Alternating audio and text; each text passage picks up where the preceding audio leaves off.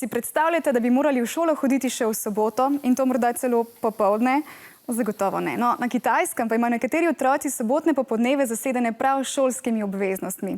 Poleg navadne šole namreč obiskujejo še eno prav posebno poslovno šolo. Poglejmo. Ob sobotnih popoldnevih nekateri kitajski otroci obiskujejo poslovne šole za otroke, v katerih jih upisujejo bogati starši. Ti si želijo, da bi se njihovi otroci že v mladih letih naučili ravnanje z denarjem in uspešnega poslovanja.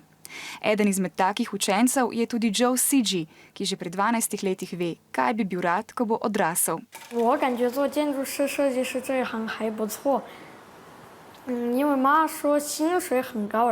Kitajska je tretja največja država na svetu in se izredno hitro gospodarsko razvija.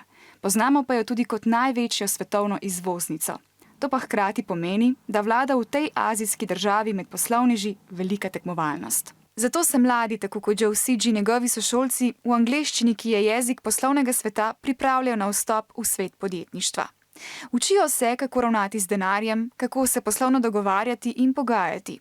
Učijo pa se tudi, kako je treba voditi podjetja, da bodo pridobila prednost pred drugimi.